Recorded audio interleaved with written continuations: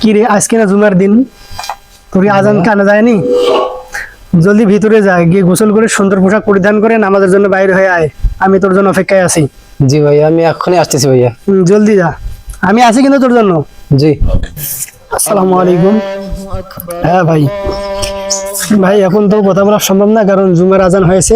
আপনি ফোনটা রাখেন, ইনশাল্লাহ জুমার নামাজের পর আপনার সঙ্গে ভালো করে কথা হবে। ঠিক আছে ভাই, পরে কথা হবে। আসসালামু আলাইকুম।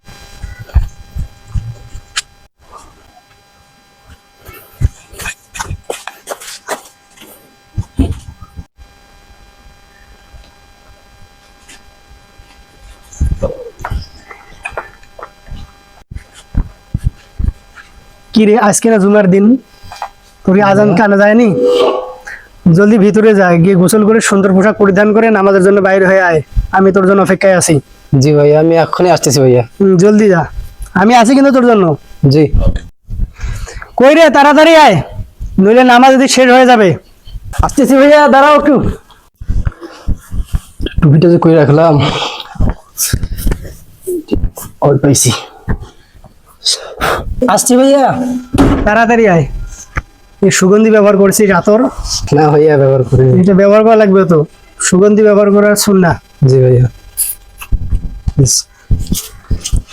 তোমার কি জানা নাই যে জুমার দিন যথাসাধ্য অনুযায়ী সুগন্ধি, ভালো পোশাক, খুশবু ব্যবহার করে সকলের আগে জুমার নামাজের জন্য যাওয়া। তাছাড়া বর্তমান বিভিন্ন মানুষ বিভিন্ন কাজে কর্মে পেশার মধ্যে ব্যস্ত বিজি থাকে। আজকে জুমার দিন উপলক্ষে তারা সকলে একত্রিত হয় এবং সকলের সাথে দেখা সাক্ষাৎ হওয়ার পর ভালো হয়, মিল মহব্বত একটা তৈরি হয়। এই জন্য জুমায় আগে আগে যাওয়া আমাদের জন্য কর্তব্য। এবং হুজুর যা বয়ান করে সমস্ত বয়ান মনোযোগ দিয়ে শোনার পর ওগুলো সমস্ত শুনে আমাদের ওটা পালন করা কর্তব্য।